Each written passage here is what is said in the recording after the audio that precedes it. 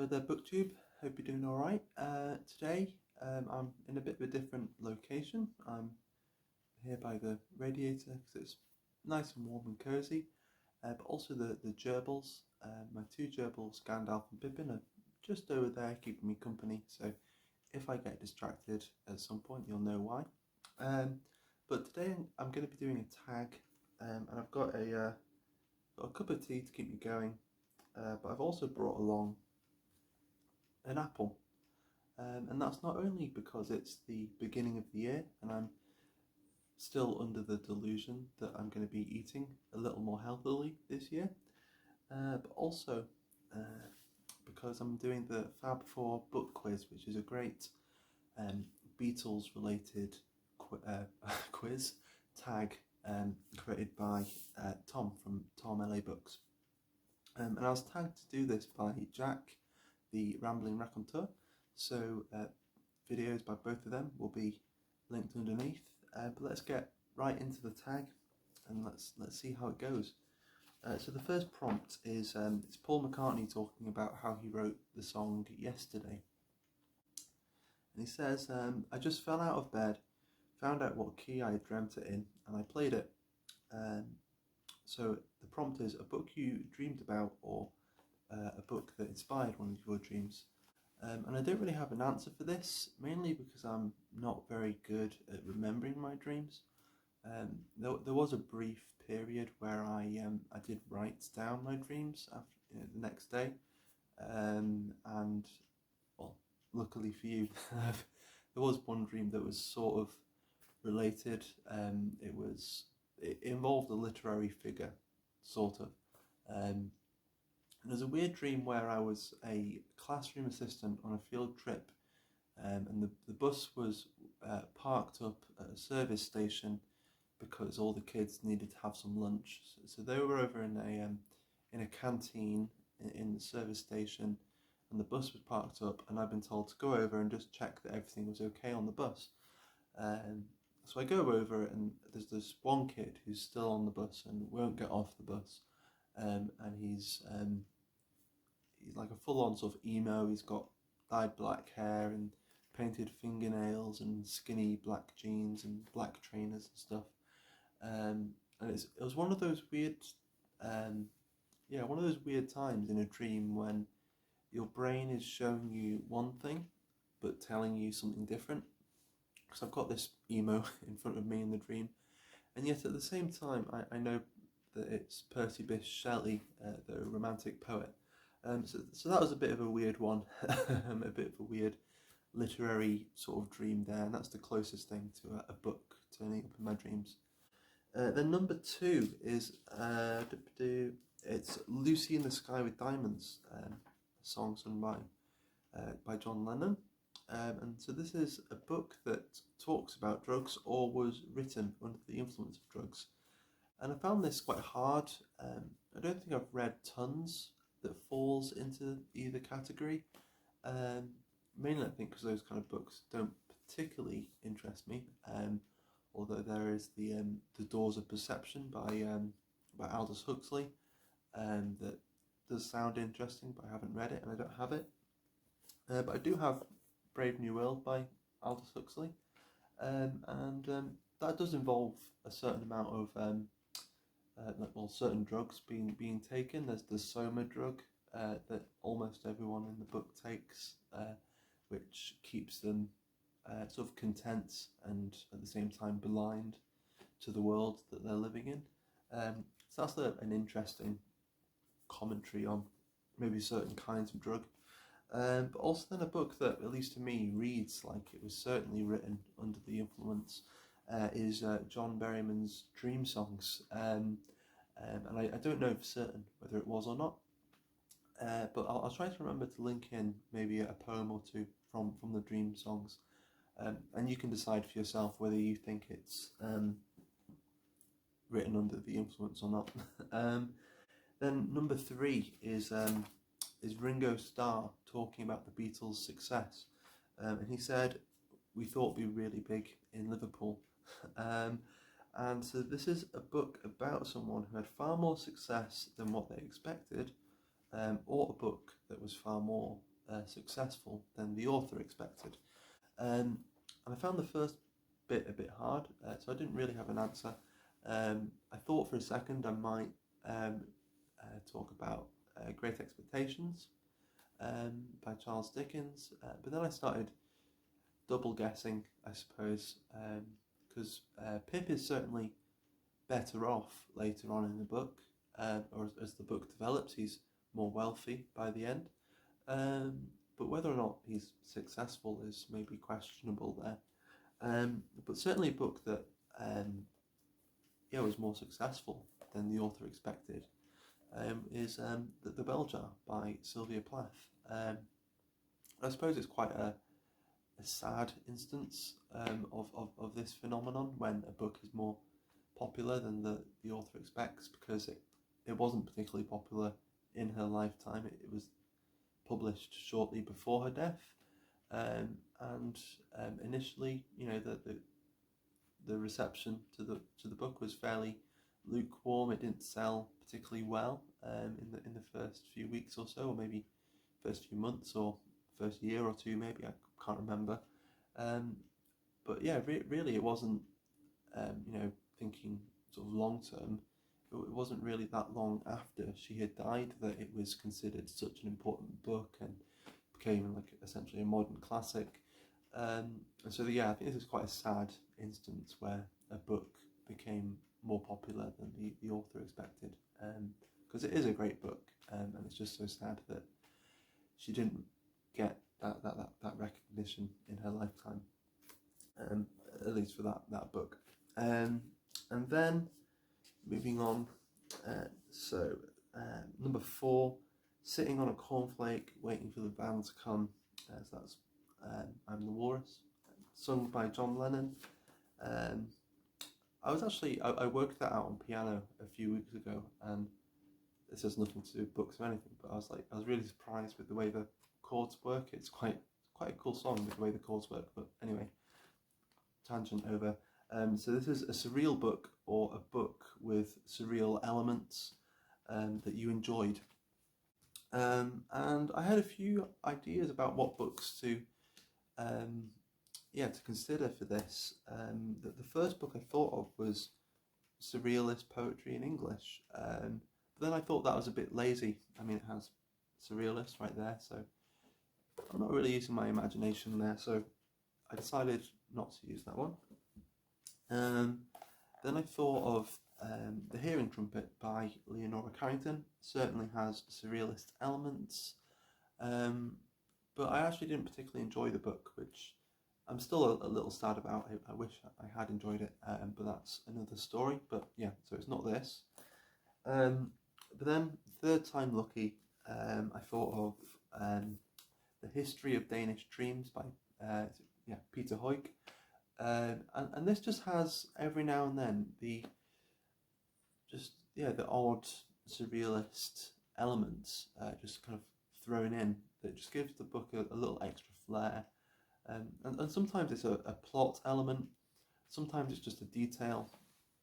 So there's like a point in the book where there's a man who's quite successful, but then reaches a point where his life is falling apart, and during this period, at least for him, the whole universe is falling apart, and you can see daytime and nighttime at the same time, and no one else can, and things like that. There's a tenement building that starts sinking into the ground, kind of unnaturally, and then one day just vanishes. There's an old stately house that's been walled off from the rest of the world, and they decide that they're not going to use clocks anymore. They're not going to measure time. There's going to be no dates, nothing like that, and they go off, into a world without time, and they decide to do this maybe in the 1600s. I think by the late 19th, early 20th century, some of the people are still alive. So like little weird things like that in the book that I find quite cool and quite fun and weird. That give the book an extra bit of flair, and just the odd spark of fun. Then moving on, where did I put my note? Number Number 5, The White Album. A book you loved that A, has a minimalist cover, or B, is written with a minimalist style. And I was thinking of The Outsider by Albert Camus. I've only just read this, and yeah, I really enjoyed the really stripped back writing style, which I suppose is really kind of expressing the sort of headspace of the main character, but also the cover is quite cool and quite simple and sort of liminal and odd, but yeah, simple. And I was thinking of the White Album actually, because I wanted to add a little question, not an extra prompt, but just me being nosy, and I wanted to ask what your favourite song on the White Album is, if you do like the Beatles and you do like the White Album. What your favourite album on the White Album is that isn't Back in the USSR, Dear Prudence, Obla Di Obla Da, Helter Skelter, or While My Guitar Gently Weeps. I forgot that Blackbird is on the White Album, so you're not allowed to say Blackbird either. So that's 6 songs now. So the 5 I said, but also not Blackbird either. Okay, back to the video. So none of those 5 songs, but any of the others, do you have a favourite? And for me, it would either be maybe Rocky Raccoon. That's quite a fun song. And I also really quite like Honey Pie. Honey Pie just gets stuck in my head as well.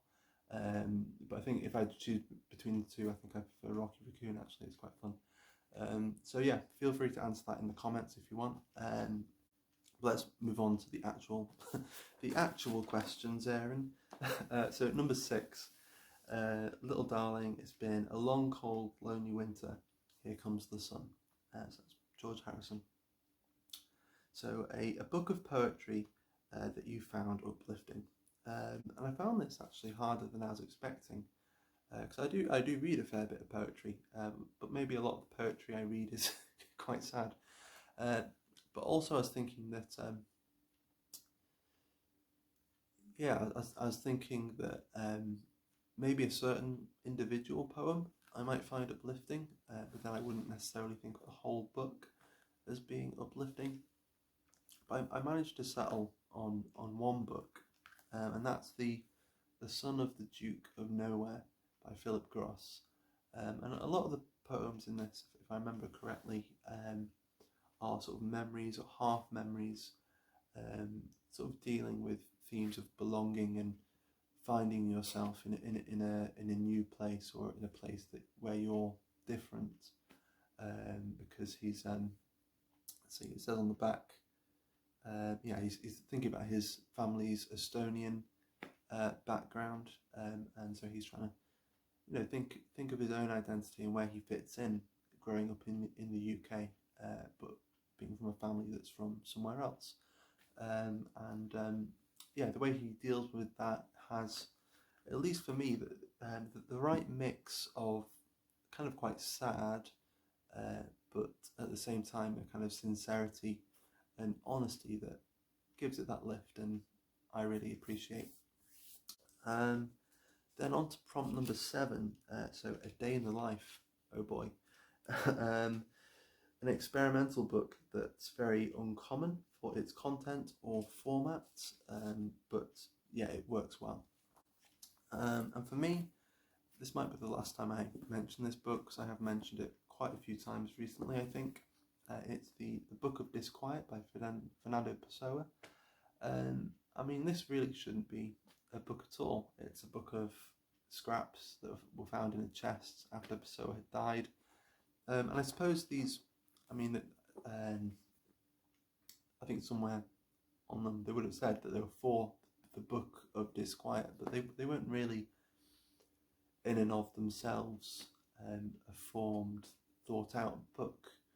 They were just random scraps. Maybe some of them were what he intended to be in some kind of book. Maybe some of them were just drafts. But somehow after years and years and years, the editors put something together, out of them, and that's the book we have now. And strangely enough, it does work. At least in my opinion, I think it's really great. Even though it's really just loads of fragments sort of pieced together afterwards. But yeah, that's I think that's the last time I'll mention that for a little while because it's come up a few times. Then let's move on to number 8. So it's half of Americans who are 45 and over attribute the Beatles split to Yoko Ono. So a book about a woman, or if you can't think of a woman, a man who is unjustly accused or blamed of something. And the first book I thought of is not necessarily about, but definitely includes a woman who is unjustly accused and blamed of something, is The Name of the Rose. And there's a very poignant and stark section of the book where a girl is caught and essentially another man is using her for a kind of weird ritual, and so she's accused of being a witch, and the person who accuses her, sort of no mercy, no real chance for her to defend herself or anything. She's a witch, she's going to be punished and put to the death. Whereas the man she's caught with is, I don't think he's completely let off, and but the person who's caught them, I think, sort of realizes he might need that man for something else. So he just kind of decides to let the man off a little, at least for a while, and the woman is like burnt at the stake. And I was reading that as part of a reading, like a read along, and I think for a lot of people, that section was a bit of a sour note in the book, understandably so, because it's such a stark section, and definitely on that subject of women unjustly accused. That's quite a stark and poignant instance in a book that stands out for me. Oh, excuse me. So let's move on to number 9. So limitless, undying love, which shines around me like a million suns and calls me on and on across the universe. So John Lennon again. A book that opened your mind and made you think of the universe in a new way, either physically or spiritually. I thought spiritually would be a little too hard to pin down, so I decided to go with physically because it's a little easier. But I don't necessarily read a lot of books about science and stuff like that, so I didn't have a lot to pick from. But certainly one that did have an impact and got me thinking a bit about this sort of stuff was Wonderland by Robert Mcfarlane. And particularly quite early on in the book, just the way he writes about deep time, particularly with the way it relates to landscape, in the way that landscape is sort of, he says it's flowing and sort of changing all the time, and it's sort of changing and flowing all around us.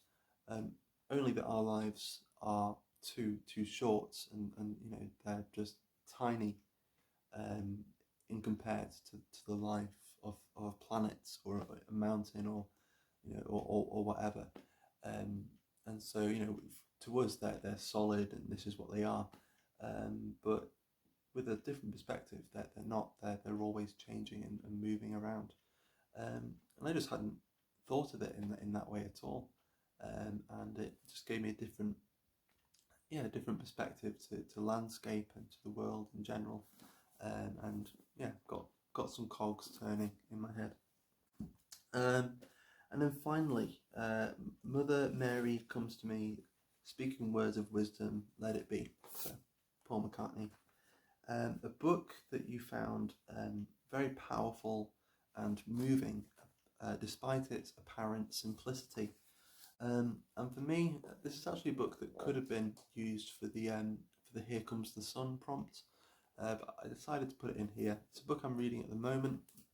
and it's a book of Mary Oliver's selected poems.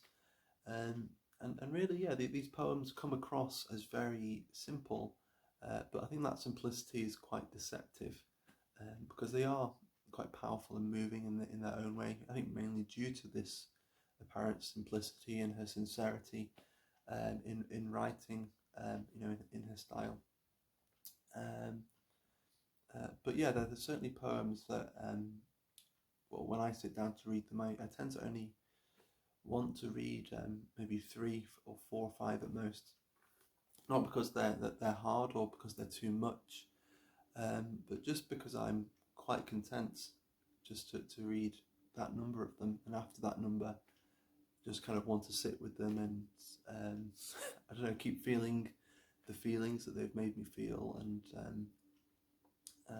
yeah, just let the poems sink in a bit, I suppose. So yeah, that's a book that is powerful in its own way, despite its apparent simplicity. And there we have it. That's the Fab Four book tag. And I've added in my little question. It's not a prompt, but feel free to answer that in the comments. And I will just add in, another question. Just generally, do you have a favourite Beatles song? My favourite Beatles song is "I Want You, She's So Heavy" off Abbey Road. One of the heavier songs, but I love that song. So yeah, if you have a favourite Beatles song in general, feel free to let me know in the comments. And if you have a favourite song off the White Album that isn't one of the 5 songs that I mentioned, let me know as well. Before I go, I'll tag a few people. I quickly searched for this before filming, and actually not quite as many people as I expected have done it yet, which makes me think that maybe by the time this video is up that loads of people will have filmed it and done it. But I'll tag a few people just in case, and I think many of these have probably already been tagged, but I'll tag you guys anyway. So I'll tag Lukasz from A Cruel Reader's Thesis. I don't think you've done that yet. David Wiley, I don't think you've done this yet. Sorry to add to your pile of tags. I'll tag Shelley Swearingen, Christina from Knitting Books, etc., and Alicia Reads and Rambles. So I'll leave it at 5.